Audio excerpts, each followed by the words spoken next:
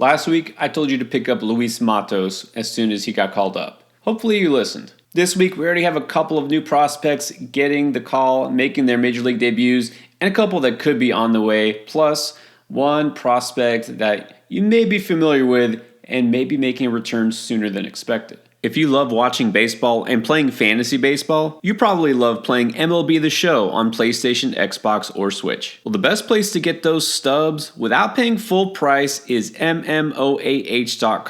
On top of their already discounted price, you get an extra 5% off by using code ENDGAME. You can build your perfect Diamond Dynasty even faster by clicking the link in the description below and using our promo code. What makes baseball fun is that we never really know when these rookies are going to finally hit the bigs, and these things happen in a non-linear fashion. And so just this afternoon on a Monday, we see the Guardians making a big move, calling up their minor league hitting prospect of the year from 2023. So it's going to be Jonathan Rodriguez finally arriving in Cleveland. Now, I'll admit, Kyle Manzardo was the one that I've been waiting for, and he did finally show up a couple of weeks ago and hasn't shown up in terms of actual production yet. We'll see if that happens, but in the meanwhile, I guess he's still worth stashing. Let's see what Rodriguez can do. Now, they made room because Ramon Laureano, veteran who used to be in Oakland, he has been designated for assignment, no longer useful to them, and so Rodriguez will take his place on the roster. Last year, Rodriguez slashed .286, .368, and .529 with 29 home runs and 88 RBIs, hence hitting prospect of the year. He's been more than solid this year at Columbus as well in AAA, hitting .276 with 7 home runs and 28 RBIs. Now, I keep saying this, I feel like that Guardians outfield to start the season just seemed like kind of a hodgepodge of veterans and guys that didn't really seem like they were going to hold on to a job all season long, and that's pretty much what has happened. Miles Straw gone, Ramon Laureano gone, and so now the youth infusion is happening. Finally, it's long overdue because this Cleveland offense has gone pretty cold for a while. With that said, I do think Rodriguez will have a chance to play. I can't say every day, but look, they called him up for a reason, and so he's going to get a shot, and either it's going to work out or he's going to get sent back down. This is the type of player you take a chance on, you stash if you have room. If it doesn't work out for you, oh well, then you drop him and you pick up somebody else. But that's the whole point here, is that this breakout does happen and he turns out to be legit. You want to get ahead of the game and you want to get a piece of him, at least somewhere on one of your fantasy teams. Now, another player who was just recalled, again, a little surprising here, but maybe this means something for Nico Horner or Dansby Swanson or both in Chicago, because Luis Vasquez is now on the roster.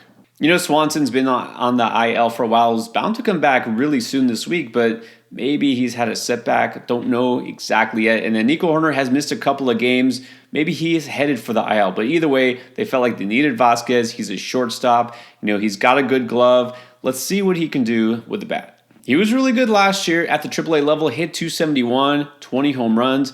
Now, this is not a player that has a massive ceiling in terms of power or hit tool, and really is not going to give you much speed despite being a middle infielder, but there is some pop here. And again, he's playing a pretty good lineup, and so he definitely won't replace Horner's stolen bases or supposed stolen bases. Not that he's had a great season, but look, this is somebody who could be productive. This year, .263, 3 home runs. Not like he's off to an amazing start or anything, so this isn't so much forcing his way up as it is a matter of need. The Cubs obviously worried about the health of both their middle infielders. Now, I scooped up Vasquez in an NL-only league. Seems like the kind of format that he's good for right now, but again, worth keeping an eye on in your deeper leagues or somewhere that maybe you just need some upside. Check out Vasquez because he should get some playing time going forward. All right, now into some familiar names. You remember Miguel Vargas last year? He's one of the Dodgers' top prospect, number 3 in their farm system. Started on the opening day roster, but he really shouldn't have. He was battling a wrist injury all spring. He couldn't even swing the bat, yet somehow they kept him on there. They put him in the lineup, and predictably, it didn't go well. Ended the season with a 195 batting average at the major league level, and then got sent down. So this year, took the opposite approach, let him stay in the minors to work his way up. So it's been kind of lingering there, waiting. We didn't know when, if we were going to see him. Dodgers have had some injuries lately, but still nothing until just now. So just a couple days ago, Vargas did get recalled. partly because Max Muncy has now hit the IL, and in kind of a surprising move, James Outman was optioned. This is significant because Vargas, you may remember, second base, but also can play first base. But now they've moved him this year to left field, give him some more versatility. And so now he can kind of play almost anywhere other than, let's say, shortstop or catcher. But being able to play in the outfield definitely helps there. Now, Jason Hayward is back. It looks like he's going to hold down right field, his natural position. But Vargas could get moved around, especially with Outman gone. And, of course, injuries always happen. So I'm not sure what his role specifically is. I know in, let's say, today's lineup, they got guys like Miguel Rojas and Kike Hernandez in the lineup. I'm not sure that's ideal going forward. Rojas better off as a defensive replacement, a bench bat. So maybe Vargas will wind up sticking at second, maybe third, who knows. But they want to try to get his bat in there. Despite last year's disappointment, once he got sent back to AAA, he did hit pretty well. And this year, he is off to a good start, hitting .295, 8 home runs, 38 RBIs, and even 8 steals. Needless to say, a high hit tool. He does have some power, obviously in a great lineup, so perfect situation if he gets regular playing time and, of course, shows that he's ready to handle Major League pitching. I do think a lot of what happened last year was due to that injury. There's no doubt about it. He's got great plate discipline, got some patience. So I think it's just a matter of just getting in the swing of things and getting that regular playing time. I mean, if they brought him up, you got to play him, right? Vargas is somebody I think is worth adding even in 12-team leagues. Stash, find a place on your bench for him because if he starts hitting regularly and becomes an everyday player, you're going to want him. All right, now maybe I'm too early on this, but better too soon than too late. We could be ready for the return of the Martian. Y'all already know what I mean. The number one prospect for the Yankees feels like he's been a high-end prospect for about a decade, even though he's only 21 years old. That's right, Jason Dominguez, the Martian, is now rehabbing, is working way back, and who knows when he becomes a Yankee again. Of course, he made headlines last year when he finally made his Major League debut, and all he did was hit a home run off Justin Verlander in his very first big league game. And then went on to hit 4 home runs in his first 8 games as a pro, and then he tore his UCL. That's right, Tommy John, not just for pitchers anymore. Not too common, but, can't have good things, especially the Yankees last year. It seemed like nothing went right for them. So Dominguez, after his amazing early debut, was on the shelf and had been sidelined until just now. He's facing live pitching. He's starting out in, I think, high A, and so it's just a matter of time before he works his way back up to AAA and then eventually back to the Major League roster. But when will that be? Well, obviously the fact that he's back and game action is good. So far, it's been a smooth recovery. I know it feels like it hasn't been that long, but again, not a pitcher. It's a different process. He should be able to swing without issue. And manager Aaron Boone, recently talking about the rehab for Dominguez, said, it seems like there's been very few hiccups along the way. It's been smooth. He hasn't been rushed. Needless to say, everybody is going to be all over him once there's news that he might even get called up. So I'm just going to put this out there now. Some people saying, the Yankees, they're actually playing great. There's no spot for him. They don't need him, unlike late last year where all they were doing is calling up the rookies because they didn't have anybody else worth playing in the everyday roster.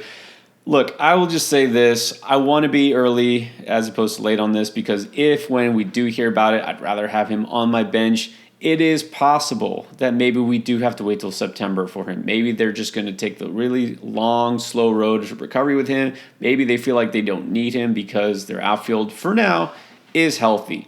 But I'm going to say if you got a spot, if there's someone to stash, this is the one that has got the most upside. And then, we started with Cleveland. Let's go back to Cleveland, sort of. Now, I already mentioned Cal Manzardo, and part of the reason why he wasn't on the opening day roster, besides maybe leaning a little more seasoning, some plate discipline issues, but it's because they wanted to see what they had with Davison De Los Santos, who was a Rule 5 pick from the Diamondbacks. Now, if you're not familiar with how Rule 5 works, well, basically, here's the short version.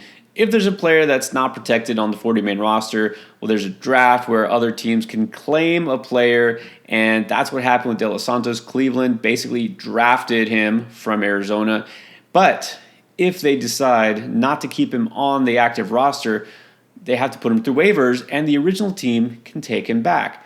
that's what happened. De Los Santos looked like somebody who might actually be the starting first baseman, because if Cleveland went to the trouble and paid some money to take him, you figure they're going to give him a shot to be the everyday first baseman. But he didn't make it through spring training. They immediately decided to send him back. It wasn't a great spring, so I get it. He hit .227, only 1 home run, but I think the big issue was he didn't walk a single time. Now, De Los Santos is a slugger. He's got massive power. In fact, a 70 grade raw power tool. But of course, raw power needs a little bit of play discipline and also some time to develop. So I guess they figured that he wasn't ready, sent him back. But they might be regretting that decision. So far this year at the AA level for Arizona, he's got 14 home runs, 37 RBIs, and he's batting .372. Now, he's not walking a ton, but he has taken a few walks, and really his strikeout rate for such a power first hitter is not that bad. Now, if he were in Cleveland still, I think he would be a logical candidate to get called up, but they had their chance. They blew it. Arizona, not really a team in need, so I would just say De Los Santos is more of a long-term speculative stash, maybe in your deep dynasty leagues, maybe your only leagues, but I will keep an eye on him, because even though there isn't a clear path to him in Arizona, with the universal DH now, you don't really need to have a home. You just need somebody who's got a bat that can help you out, and he can get the call. He might force his way up. I know he's still pretty young, not even 21 yet. So I will say this figures to be more like a late season call-up, but things happen. Players get hurt. Man, if he keeps hitting like this, he might have to get the call. Let's keep doing it. Let's keep beating the breakout. Make those smart stashes now while you can. And, of course, make your smart waiver wire moves. Of course, that's always essential. If you missed last week's video, it's still up right here.